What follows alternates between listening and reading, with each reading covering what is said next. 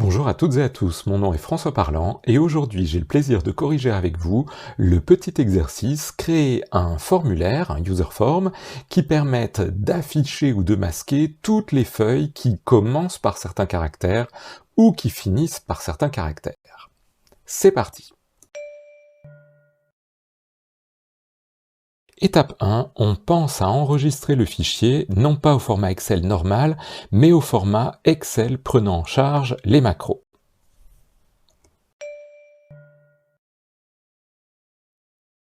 Pour pouvoir créer le user form, je dois d'abord afficher l'éditeur Visual Basic.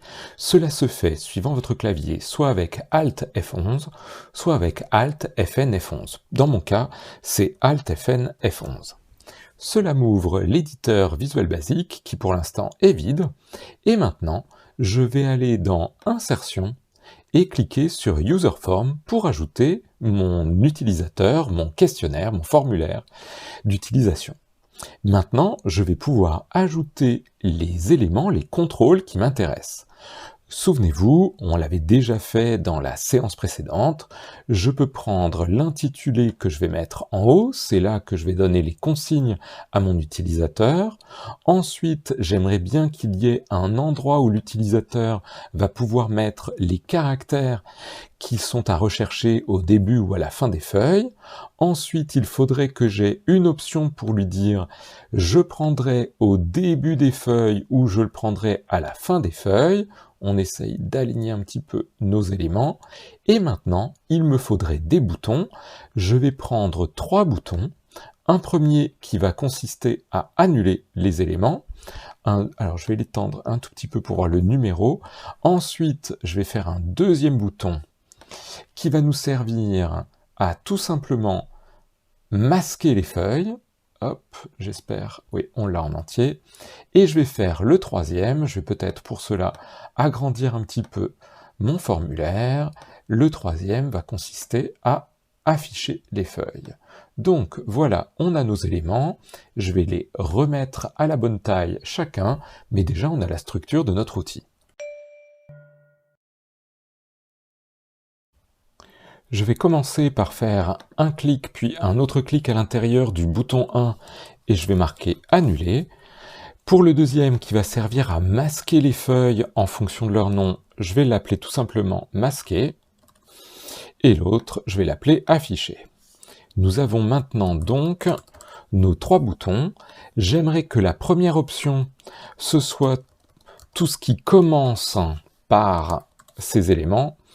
Et l'autre, mince, j'ai double-cliqué, je n'aurais pas dû. L'autre, je voudrais que ce soit tout ce qui finit par. Et bien voilà, si on veut changer maintenant la mise en forme du titre d'en haut, par exemple ici la consigne ce sera écrire les caractères, si j'arrive à l'écrire correctement, écrire les caractères et afficher ou masquer, c'est peut-être pas la meilleure solution. On a la possibilité maintenant de descendre et d'aligner tout ça au milieu en faisant centrer.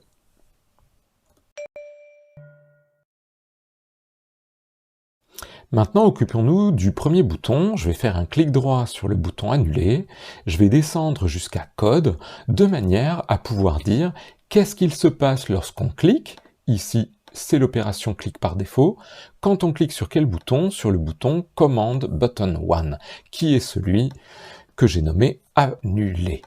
Lorsqu'on annule, j'aimerais que ça referme le user form, et la commande pour faire ça, c'est unload. Et unload quoi? Me, qui veut dire moi, le user form. Et bien voilà, on a déjà notre première commande. Maintenant, on peut faire la même chose sur masquer, clic droit, code, et il faut qu'on s'occupe de ce qui va se passer quand on clique sur le bouton masquer. Le code que l'on veut réaliser maintenant, si on le disait en français, qui ressemble fortement à du VBA, pour chaque feuille dans les feuilles du classeur actif, on les prend une par une et on les regarde. Si son nom est égal aux caractères qui sont ici, alors tu masques la feuille. J'ai bien dit est égal parce que pour l'instant, on ne sait pas encore dire commençant ou finissant. Donc, on va faire notre petit test avec cela. Voyons voir le code.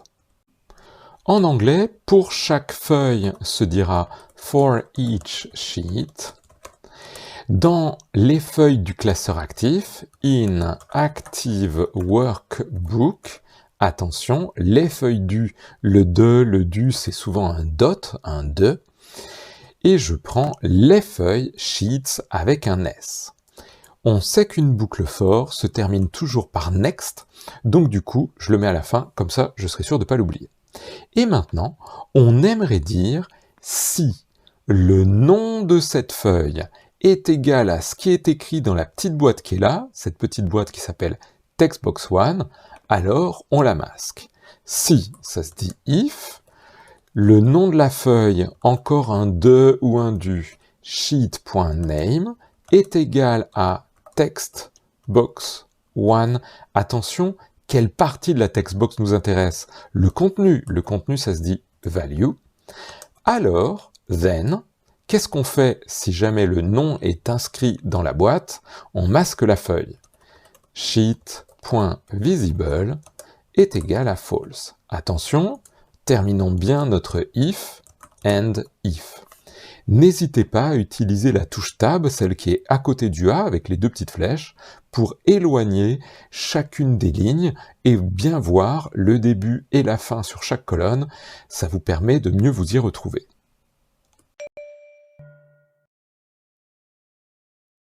Testons notre code pour vérifier si on peut aller plus loin. Je vais sur le petit triangle vert, ça ouvre mon petit formulaire, je vais taper exactement avec les majuscules janvier 2023, puisqu'il y a bien une feuille qui s'appelle janvier 2023, je clique sur masquer, et automatiquement, cela a masqué cette feuille. Je peux annuler pour revenir au code et continuer mon travail.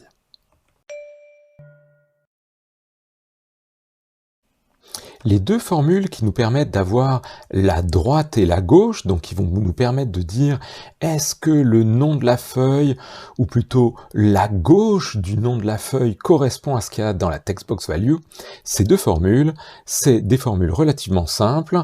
Il y a left qui veut dire gauche, et il y a right qui veut dire droite. Sauf que ces deux formules ont besoin absolument de savoir combien de caractères on prend.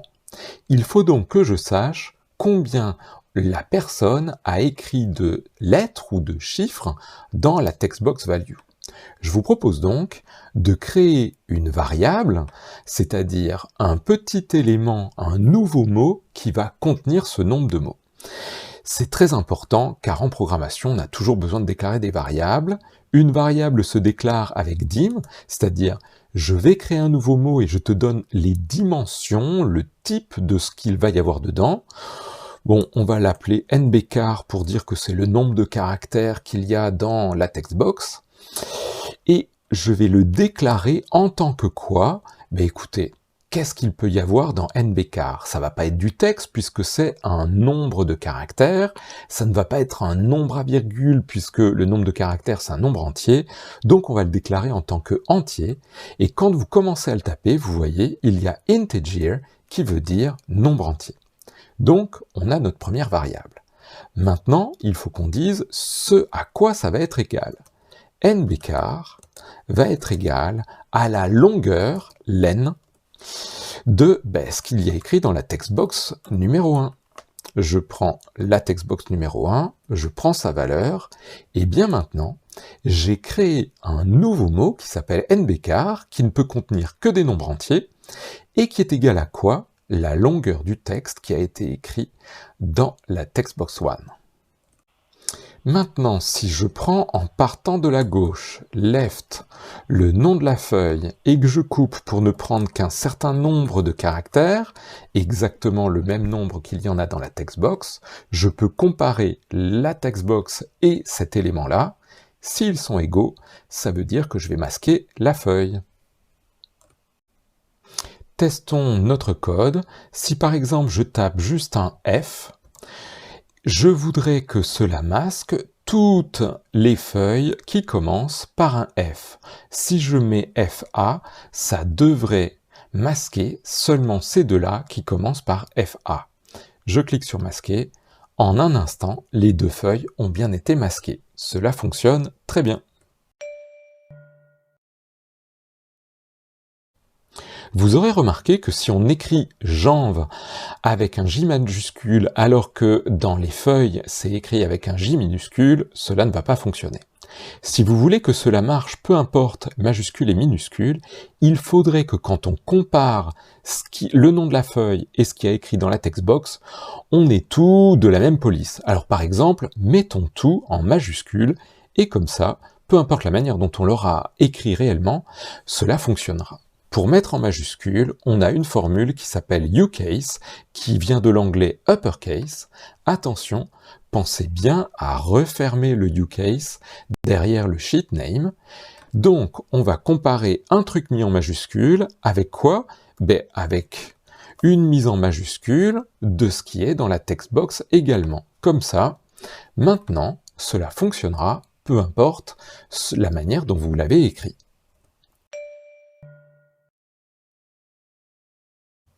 Finalement, il ne nous reste plus qu'un élément à faire. On voudrait dire si cette case-là qui s'appelle Option Button 1 est cochée, c'est-à-dire si sa valeur est à vrai, alors on va faire en partant de la gauche, left. Par contre, si c'est pas le cas, on prendra en partant de la droite. Pour ce faire, on va rajouter un autre if autour du premier if.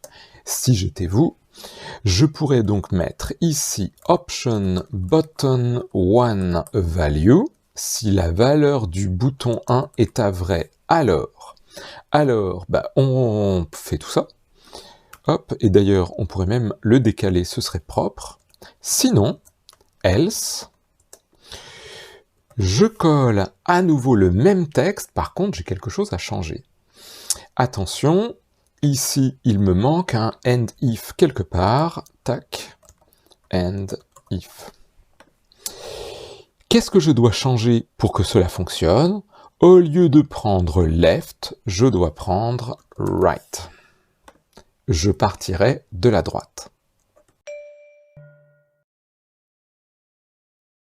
Testons notre code, je vais taper 2023, je vais cliquer Fini par, et ça devrait nous masquer ces 2 ou 3 feuilles qui finissent par quelque chose, je les masque, elles sont masquées, et maintenant je peux dire tout ce qui commence par FA doit être masqué, et bien cela fonctionne parfaitement.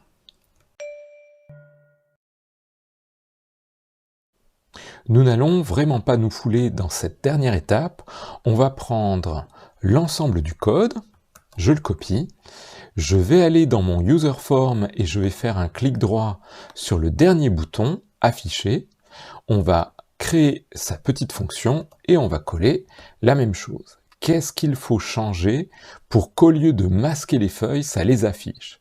Eh bien, ce sont les visibles qui, au lieu d'être à false, doivent être à true. Je mets tous les deux à vrai, true, et maintenant, nous avons donc un user form qui fonctionne avec les 3 boutons qui sont opérationnels. Nous n'avons plus qu'à créer une petite macro qui nous permettra de lancer depuis Excel notre user form. Pour cela, je vais dans Insertion et j'insère un module. Il est possible que vous en ayez déjà un si vous avez fait une macro. Ici, je vais dire que c'est une macro sub démarrer, afficher, masquer. Oui, le nom est un peu long, mais enfin, au moins je me comprendrai. Parenthèse ouvrante, parenthèse fermante, et maintenant comment lui dire je veux que tu lances le userform 1, userform 1.show. Et bien voilà, on va pouvoir se servir de cette macro dans notre fichier Excel. Je vais dans mon fichier, et maintenant je peux insérer un petit bouton, on va mettre une forme, et je peux maintenant faire un clic droit dessus, affecter une macro, et je vais lui affecter la macro démarrer, afficher, masquer, et normalement, ça marche. Si jamais je mets par exemple 3 et que je fais afficher, cela affiche toutes les feuilles qui finissent par un 3.